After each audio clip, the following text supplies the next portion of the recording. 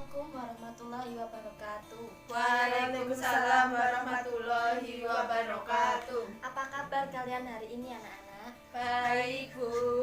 Oh iya, kemarin kita sudah belajar mengenai teks Sejarah. cerita sejarah. Oh, maaf. Coba kamu jelaskan apa itu teks cerita sejarah. Teks cerita Unsurnya sejarah. saja, Oh, apa-apa. unsur teks cerita sejarah itu ada orientasi. Ya, benar sekali. Terus ada pengungkapan peristiwa. Ya, Terus komplikasi. ya, Terus evaluasi atau resolusi. Terus koda, Bu. benar sekali. Tepuk tangan semuanya.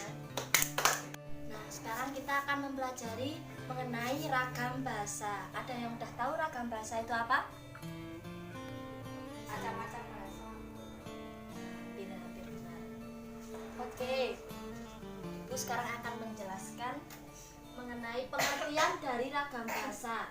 Nah, ragam bahasa itu adalah variasi bahasa menurut pemakaian yang berbeda-beda, menurut topik yang dibicarakan, menurut hubungan pembicara, kawan bicara, orang yang dibicarakan, serta menurut medium pembicara.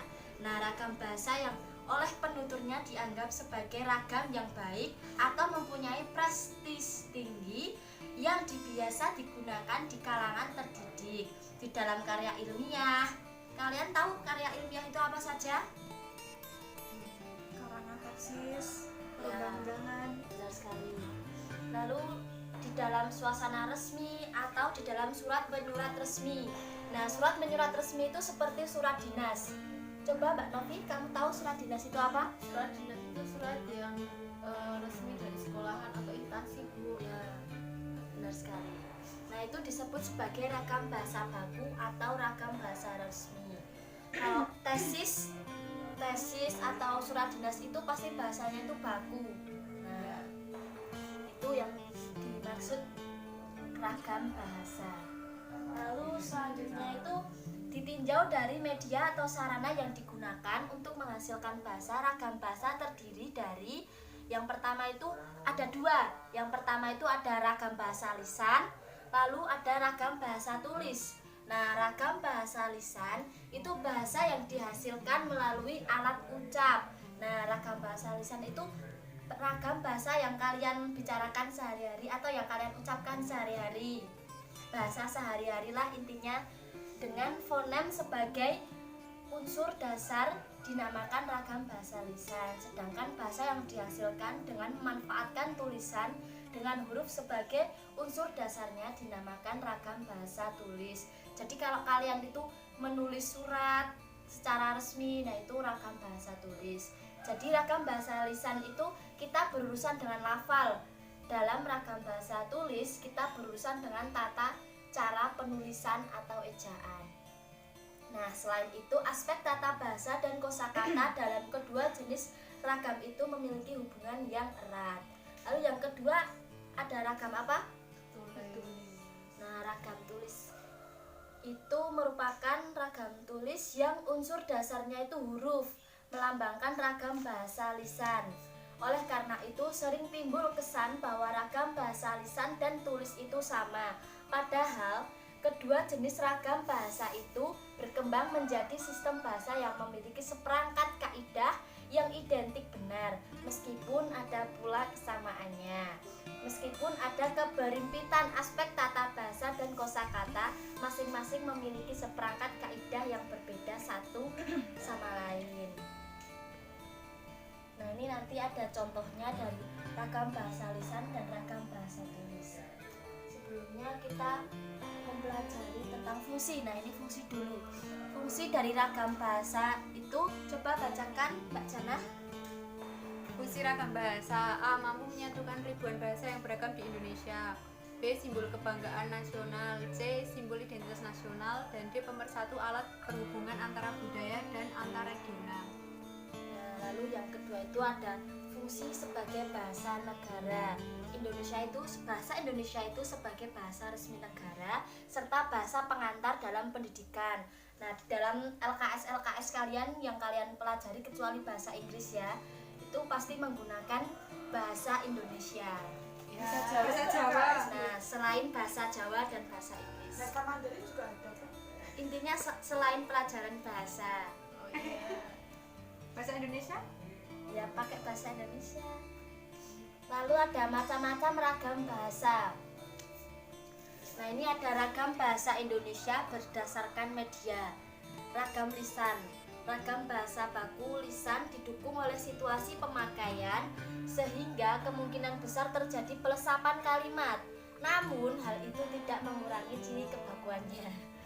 Nah, walaupun demikian, ketepatan dalam pilihan kata dan bentuk kata serta kelengkapan unsur-unsur di dalam struktur kalimat tidak menjadi ciri kebakuan dalam ragam baku lisan karena situasi dan kondisi pembicaraan menjadi pendukung di dalam memahami makna gagasan yang disampaikan secara lisan. Contohnya itu seperti pada rapat. Kalau rapat atau perdebatan atau intinya rapat seperti rapat menteri itulah, nah pasti kan menggunakan bahasa yang baku. Tidak mungkin memakai enggak atau lo gue gitulah. Nah, seperti itu. Lalu ada ciri-ciri ragam lisan. Ciri-cirinya itu memerlukan orang kedua atau teman bicara. Nah, ini sudah jelas, masa kita memperagakan ragam lisan itu cuma diri sendiri, nanti mah dikira orang gila. Monolog itu, Bu. Iya, monolog kan bisa, Bu. Ya, tapi kan kalau berbicara sama-sama orang itu kan lebih baiknya berdua, biar romantis. Kalau Kalau bertiga apa, itu Bu? setan namanya yang tiga. Bukan selingkuh, Bu. Lah kalau kerja kelompok berlima gimana, Bu? Ini kan membahas tentang pacaran bukan tentang kerja kelompok. Loh, ini mau Pasti belajar kamu apa jomblo pacaran? ya. Nah, udah. Sekarang yang kedua itu ada tergantung situasi, kondisi, ruang, dan waktu. Lalu tidak harus memperhatikan unsur gramatikal, hanya perlu intonasi serta bahasa tubuh. Nah, misalnya kalau kalian intonasinya itu tutup pintu. Nah, kalau kalian membentak tutup pintu, nah begitu kan pasti orangnya itu beda maknanya, memaknai secara beda. Lalu berlangsung cepat, lalu sering dapat berlangsung tanpa alat bantu, kesalahan dapat langsung dikoreksi. Misalnya kalau kalian salah kata, pasti teman kalian ada yang mengejek, salah. Nah, begitu biasanya. Lalu dapat dibantu dengan gerak tubuh dan mimik wajah serta intonasi. Nah, contoh ragam lisan adalah sudah saya baca buku itu. Lalu ada ragam tulis. Dalam penggunaan ragam bahasa baku tulis, makna kalimat yang diungkapkan tidak ditunjang oleh situasi pemakaian. Sedangkan ragam bahasa baku lisan, makna kalimat yang diungkapkannya ditunjang oleh situasi pemakaian sehingga kemungkinan besar terjadi pelesapan unsur kalimat. Oleh karena itu, dalam penggunaan ragam bahasa baku tulis diperlukan kecermatan dan ketepatan di dalam pemilihan kata, penerapan kaidah ejaan, struktur bentuk kata, dan struktur kalimat, serta kelengkapan unsur-unsur bahasa di dalam struktur kalimat. Nah, coba Mbak Janatan itu yang tidur, bacakan ciri-ciri ragam tulis. Dari tadi saya terus.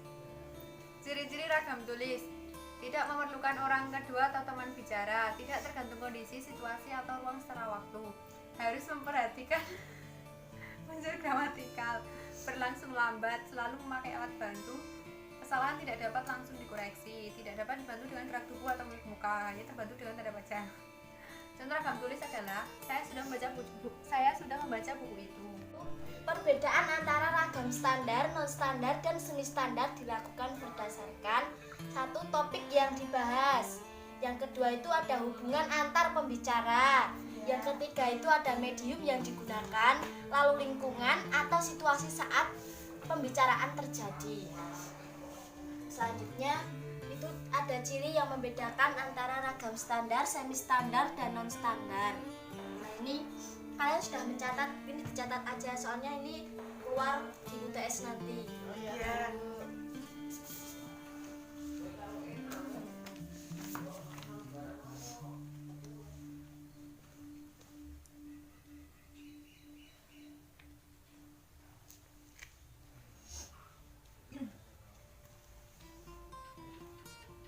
Udah, Bu. Sudah anak-anak? Nah, kita lanjutkan lagi. Nah, ini yang ibu tunggu-tunggu. Tugasnya itu kalian itu mencari 10 contoh bahasa lisan dan bahasa tulisan. Banyak banget. Banyak banget, Bu. Ibu kan sudah memberi tugas, jadi dikerjakan dengan sepenuh hati. Nggak mau. Ya harus mau. Kamu mau dapat nilai apa enggak? Nggak. Nah, waktunya itu 30 menit ya anak-anak. 1 jam, Bu. Oh, 1 jam. Pelajaran ibu saja 1,5 jam. Sudah anak-anak? Sudah. Nah, dikumpulkan ke ibu ya. Ini, Bu. Ini ya Bu. Nah, itu kita akan mereview ulang apa yang sudah kita pelajari dari tadi. Nah, itu kita mempelajari tentang apa? Dia membaca. Ragam bahasa. Ragam bahasa itu ada 2, apa saja? Lisan dan Lisan dan tulis. tulis. Nah, kalau ragam bahasa lisan itu sering digunakan pada Alat ucap. Percakapan sehari-hari. Nah, benar. Kamu sudah lupa apa Mbak Novi? Iya, Bu. Lalu ragam tulis itu sering digunakan dalam Tulis yang resmi. Nah, benar sekali. Oke, untuk penutup, Ibu mempunyai tugas yang sangat Bombastis. bombastis untuk kalian para muridku tersayang. Iya, Bu.